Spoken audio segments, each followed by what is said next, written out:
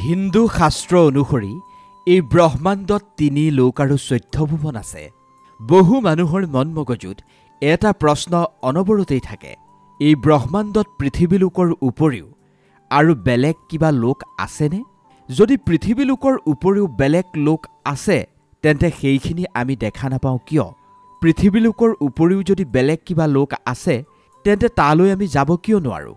সঁচাকৈয়ে আজিও বৈকুণ্ঠ আৰু স্বৰ্গলোকৰ অস্তিত্ব আছেনে? যদি আছে তেন্তে আমাৰ বিকশিত বিজ্ঞানৰ সহায়ত আমি কিয় সেই স্থানলৈ যাব নোৱাৰোঁ? প্ৰিয় দৰ্শক, আমাৰ এই পৃথিৱীখনত এনেকুৱা বহু স্থান আছে যিখিনিৰ বিষয়ে আপুনি চাগে নিশ্চয় শুনিছে, যাৰ নামৰ সন্মুখত পাতাল শব্দ জড়িত হৈ আছে, যেনে পাতাল কোট, পাতাল পানী, পাতাল দ্বাৰ, পাতাল ভৈৰৱী, পাতাল দুৰ্গ, পাতাল ভুৱনেশ্বৰ। আনকি নৰ্মদা নদীকো পাতাল নদী বুলিয়েই কোৱা হয়। এই সকলোবোৰৰ সম্বন্ধ পৃথিৱীৰ তলত থকা পাতাল লোকৰ সৈতে জড়িত নেকি? আজি মনৰ উৎসুকতা কিছু শান্ত কৰক, কাৰণ আজি আমি আপোনাৰ মনত সৃষ্টি হোৱা প্ৰতিটো প্ৰশ্নৰ উত্তৰ বিচাৰিবলৈ এই ভিডিঅ'টোত চেষ্টা কৰিম। বিভিন্ন ধৰ্মীয় শাস্ত্ৰ, বিভিন্ন তথ্যপাতি অধ্যয়ন কৰি আমি যি আশ্চৰ্যজনক তথ্য লাভ কৰিছোঁ সেইখিনিয়ে আপোনাক এই ভিডিঅ'টোত আমি জনাবলৈ চেষ্টা কৰিম, যিখিনিৰ বিষয়ে জানিলে আপুনিও একেবাৰে আচৰিত হৈ পৰিব। নমস্কাৰ প্ৰিয় দৰ্শক, কানেক্ট উইথ তেজস্বিনীৰ এটা নতুন ভিডিঅ'লৈ আপোনালোক সকলোকে স্বাগতম জনাইছোঁ। প্ৰিয় দৰ্শক, আপুনি মই যি লোকত বাস কৰোঁ, এই লোকত আমাৰ ইন্দ্ৰিয় ইমানেই বেছি সীমিত, আমি ব্ৰহ্মাণ্ডৰ বহু বস্তু দেখা নাপাওঁ। আমি ব্ৰহ্মাণ্ডৰ বহুখিনি নুশুনাকৈয়ে থাকি যাওঁ। আজিৰ বিজ্ঞানীও এটা কথা কৈছে, ব্ৰহ্মাণ্ডত এনেকুৱা অগণিত ৰহস্য আছে যিখিনি আমি বৈজ্ঞানিক পদ্ধতিৰেও ভেদ কৰিব নোৱাৰোঁ। আজি মংগল গ্ৰহলৈ যাবলৈ বহু দিনৰ প্ৰয়োজন হয়, কিন্তু আমাৰ ধৰ্মশাস্ত্ৰৰ মতে হাজাৰ বছৰৰ আগতে এটা কথা কোৱা হৈছিল, ঋষিমুনিসকলে নিজৰ যৌগিক শক্তিৰ দ্বাৰা মহাকাশ পাৰ হৈ স্বৰ্গলোকলৈ যাত্ৰা কৰিব পাৰিছিল। কেৱল কেইটামান ক্ষণৰ ভিতৰতেই তেওঁলোকে স্বৰ্গলোকত উপস্থিত হৈছিল। বশিষ্ঠ বিশ্বামিত্ৰৰ দৰে মহান ঋষিয়ে নিজৰ শৰীৰসহ বহুবাৰ পৃথিৱীৰ পৰা স্বৰ্গলোকলৈ যাত্ৰা কৰিছিল আৰু তাত অনুষ্ঠিত হোৱা সভাত অংশগ্ৰহণ কৰিছিল। এই ভিডিঅ'টোত আজি আমি বৈকুণ্ঠ লোকৰ বিষয়েও এনেকুৱা কিছুমান কথা আপোনাক ক'ম, আমাৰ বিশ্বাস যিখিনি আগতে আপুনি কেতিয়াও শুনাই নাই। ভগৱান বিষ্ণুৰ লোক বুলি কোৱা হয় এই বৈকুণ্ঠ লোকক। এই বৈকুণ্ঠ লোক ক'ত আছে?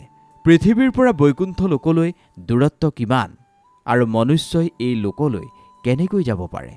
ইয়াৰ লগতে আপোনাক আমি স্বৰ্গ লোকৰ বিষয়েও ক'ম আৰু পৃথিৱীৰ তলত থকা 7 লোকৰ বিষয়ে আমি আপোনাক ক'ম। নাগলোক, ভগৱান শংকৰৰ পাতাল স্বৰূপৰ বিষয়ে এই ভিডিঅ'টোত আপোনাক আমি বিস্তৃতভাৱে উল্লেখ কৰিম।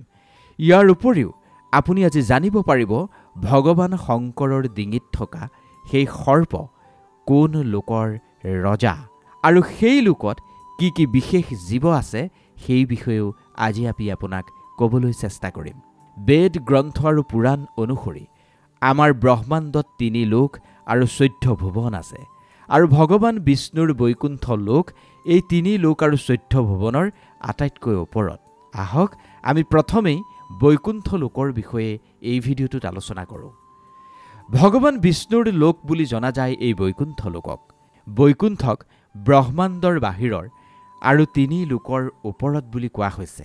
এই লোক ব্ৰহ্মাণ্ডতকৈ 3 গুণ ডাঙৰ। বৈকুণ্ঠ অত্যন্ত সুন্দৰ স্থান আৰু তাত থকাসকলৰ জীৱন বহুত বেছি সুন্দৰেই হয়।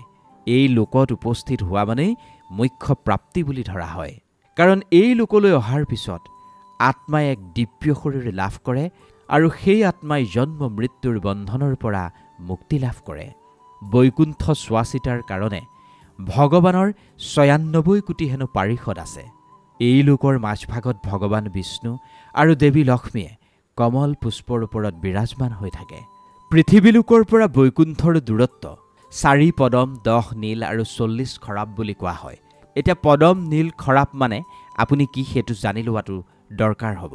যদি ভাৰতীয় নাম্বাৰিং ছিষ্টেমত আপুনি পদ্মৰ হিচাপটো চায় তেন্তে 1 ফ'ল'ড বাই 15 জিৰ'জ, আৰু নীলৰ অৰ্থ হৈছে 1 ফ'ল'ড বাই 13 জিৰ'জ, আৰু খৰাবৰ অৰ্থ হৈছে 1 * 11 আৰু সহজ সৰলকৈ বুজি লওক। আজি মহাকাশলৈ সকলোতকৈ বেছি ৩৯,০০০ কিলোমিটাৰ প্ৰতি ঘণ্টাৰ বেগত আমি যাত্ৰা কৰিব পাৰোঁ। যদি আমি এই স্পীডত বৈকুণ্ঠ লোকৰ ফালে আগবাঢ়োঁ, তেতিয়াও হেনো বৈকুণ্ঠ লোক পাবলৈ আমাৰ ১২ লাখ বছৰতকৈও অধিক সময়ৰ প্ৰয়োজন হ'ব। গতিকে আজিৰ এই টেকনিক বা আজিৰ এই বৈজ্ঞানিক হিচাপত আপুনি বৈকুণ্ঠ লোকত উপস্থিত হোৱাটো সম্ভৱ নহয়। ভগৱত গীতাৰ ৮ নম্বৰ অধ্যায়ত ভগৱান শ্ৰীকৃষ্ণই অৰ্জুনক কৈছে, হে অৰ্জুন, ব্ৰহ্মলোকসহ সকলো লোক পুনৰাবৃত্ত, কিন্তু হে কুন্তীপুত্ৰ, মোক যিজনে লাভ কৰে সেইজনৰ পুনৰ জনমৰ কেতিয়াও প্ৰয়োজন নহয়। ইয়াৰ অৰ্থ হ'ল বৈকুণ্ঠ ধাম কেতিয়াও নষ্ট নহয়। ইয়াৰ উপৰিও যিমানবোৰ লোক আৰু ভুৱন আছে, আনকি ব্ৰহ্মলোকো সৃষ্টিৰ লগে লগে সমাপ্ত হয় আৰু পুনৰ আৰম্ভ হয়। কিন্তু প্ৰিয় দৰ্শক, যেতিয়া আমি ৩ লোকৰ বিষয়ে কথা পাতোঁ, তেতিয়া তাৰ তাৎপৰ্য পৃথিৱীলোক, আকাশলোক আৰু পাতাল লোকৰ পৰা আৰম্ভ হয়। বিষ্ণু পুৰাণত কোৱা হৈছে ১৪ লোকৰ ৭ লোকক ঊৰ্ধ্বলোক আৰু ৭ লোকক অধোলোক বুলি কোৱা হৈছে। আকাশলোক পৃথিৱীৰ ওপৰত আৰু পাতাল লোক পৃথিৱীৰ একেবাৰে তলত। যদি এই কথাখিনি বুজাৰ বাবে আপুনি পৃথিৱীক আধাৰ বুলি মানি লয়, তেন্তে পৃথিৱীৰ ওপৰত আকাশলোক ছভাগত বিভক্ত আৰু পৃথিৱীৰ তলত থকা পাতাল লোকো ৭ লোকেৰে বিভক্ত। এই সকলোবোৰ মিলাই ১৪ লোক অৰ্থাৎ ১৪ ভুৱনৰ সৃষ্টি হৈছে। আমাৰ পৃথিৱীক আমি মৃত্যু লোক বুলিও কওঁ। আকাশ লোক আৰু পাতাল লোকৰ মাজত অৱস্থিত এই পৃথিৱী লোক বা মৃত্যু লোক। গৰুড় পুৰাণৰ মতে যিজন ব্যক্তিয়ে জীৱনত অনৈতিক কৰ্ম কৰে, সেইজন ব্যক্তিৰ এই মৃত্যুলোকত দুবাৰ জন্ম হয়, আৰু যিজনেই ভাল কাম কৰে সেইজনেই মুখ্য প্ৰাপ্তি লাভ কৰে, অৰ্থাৎ বৈকুণ্ঠ লোকত সেইজনেই স্থান পায় যিজনেই জীৱনত সৎকৰ্ম কৰে। প্ৰিয় দৰ্শক, এইবাৰ আহক আমি পৃথিৱী লোকৰ তলত থকা ৭ লোকৰ বিষয়ে জানি লওঁ। পৃথিৱীৰ তলত থকা প্ৰথম ভাগ লোকৰ নামেই হৈছে অতল। এই লোক আমাৰ পৃথিৱীৰ পৰা ১০,০০০ যোজন গভীৰত আছে। ইয়াৰ ভূমি বগা। অতল পাতাল লোকৰ ৰজা মৈদানৱৰ পুত্ৰ, যি ইয়াত ৯৬ প্ৰকাৰৰ মায়া ৰচনা কৰিছে। যেনেদৰে বিশ্বকৰ্মাক নিৰ্মাণ খনিকৰ বা নিৰ্মাণৰ দেৱতা বুলি কোৱা হয়, তেনেদৰে মৈদানৱকো ৰাক্ষসৰ বাস্তুকাৰ বা নিৰ্মাণকাৰী বুলি কোৱা হয়। এই লোকত তেওঁৰেই আধিপত্য থাকে। পৃথিৱীৰ তলত থকা দ্বিতীয় ভাগ লোক বহুত বেছি বিশেষ, কাৰণ এই লোকত ভগৱানে তেওঁৰ আন এক স্বৰূপত থাকে। হাটকেশ্বৰ মহাদেৱৰ স্বৰূপত এই লোকত ভগৱান শংকৰ বিৰাজমান হৈ থাকে। এই লোকৰ নাম বিতল। অতলৰ পৰা ১০,০০০ যোজন তলত আছে এই লোক। এই লোকত ভগৱান হাটকেশ্বৰ মহাদেৱ নিজৰ পাৰিষদ সকলৰ সৈতে থাকে, আৰু সেই লোকতেই তেওঁ ৰাজ কৰে। প্ৰজাপতিৰ সৃষ্টি বৃদ্ধিৰ কাৰণে ভৱানীৰ সৈতে তেওঁ বিহাৰ কৰে, আৰু তেওঁলোক দুয়োৰেই প্ৰভাৱত সেই লোকত এখন সুন্দৰ নদীও বৈ গৈছে। ইয়াৰ পিছৰ লোক হৈছে সুতল লোক। এই লোকো বিতল লোকৰ পৰা ১০,০০০ যোজন তলত আছে। ইয়াৰ ভূমি অৰুণ, অৰ্থাৎ প্ৰাতঃকালৰ সূৰ্যৰ ৰঙৰ সৈতে ইয়াৰ ভূমিৰ ৰং একে। পৃথিৱীৰ তলত থকা চতুৰ্থ ভাগ লোক হৈছে তলাতল। এই লোকো সুতল লোকৰ পৰা ১০,০০০ যোজন তলত আছে। এই লোকত দানৱ ৰাজময় থাকে, যি এই লোকৰ শাসন কৰে। এই লোকৰ পৰম গুৰু হৈছে মৈদানৱ। এই লোকৰ পৰম গুৰু মৈদানৱে নিজৰ মায়াৰ দ্বাৰা সকলো বস্তু সৃষ্টি কৰিব পাৰে। কোৱা হয় এই কালৰ আধা দুনিয়া হেনো মৈদানৱেই নিৰ্মাণ কৰিছিল। পৃথিৱীৰ তলত থকা পঞ্চম ভাগ লোক হৈছে মহাতল। তলাতলৰ পৰা ১০,০০০ যোজন তলত আছে এই লোক। ইয়াৰ ভূমি একেবাৰে ৰুক্ষ, শুকান। কাশ্যপৰ পত্নীৰ পৰা উৎপন্ন হৈছে এই মহাতল। তাত তক্ষক, কালিয়া, সুচেইন আৰু কহু প্ৰধান নাগ। তক্ষকৰ কথা মহাভাৰততেই উল্লেখ আছে। তক্ষক কাশ্যপৰ পত্নী কদৰুৰ পৰা উৎপন্ন হৈছে, যি ১০০০ সৰ্পৰ জন্ম দিছিল। কক্ষক নাগৰাজ বাসুকীতকৈ সৰু, অন্য সৰ্পতকৈ ই বহুত বেছি ভয়ংকৰ। ই পাতাল লোকৰ 8 প্ৰধান নাগৰ ভিতৰত অন্যতম। ভগৱান শিৱৰ গলত থকা নাগৰাজ বাসুকীৰ সৰু ভাই বুলিয়ে তক্ষকক গণ্য কৰা হয়।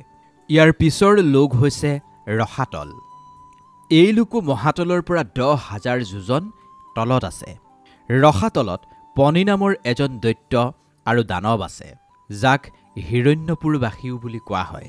ব্ৰহ্মাৰ বৰত এই ৰাক্ষস বহুত বেছি শক্তিশালী হৈ পৰিল আৰু ইন্দ্ৰক যুদ্ধত পৰাস্ত কৰি সেই নগৰীৰ অধিকাৰী হৈ পৰিল এই দৈত্যটো।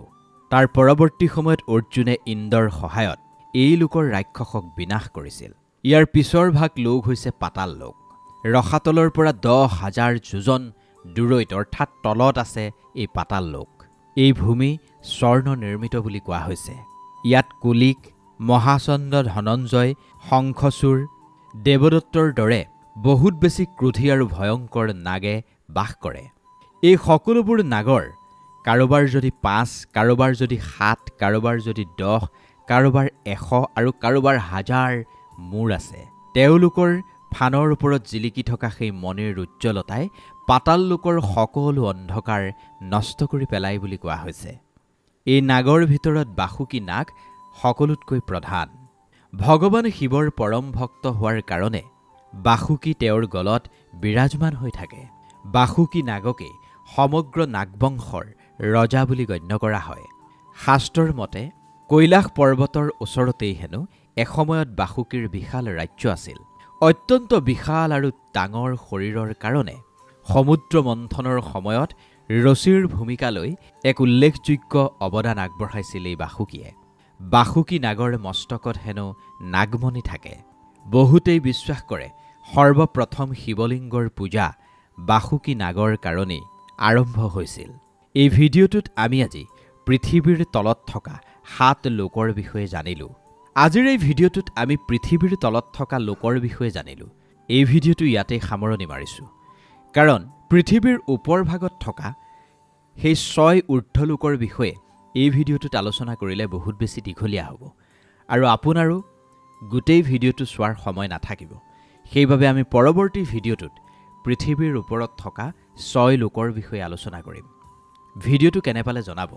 ভিডিঅ'টো যদি ভাল লাগিল যিমান পাৰে সিমান আপোনজনৰ মাজত শ্বেয়াৰ কৰিব আৰু পৃথিৱীৰ ওপৰ ভাগত থকা সেই 6 লোকৰ বিষয়ে যদি জনাৰ ইচ্ছা আছে তেন্তে অনুগ্ৰহ কৰি আমাৰ চেনেলটো এবাৰ ছাবস্ক্ৰাইব কৰি দিব।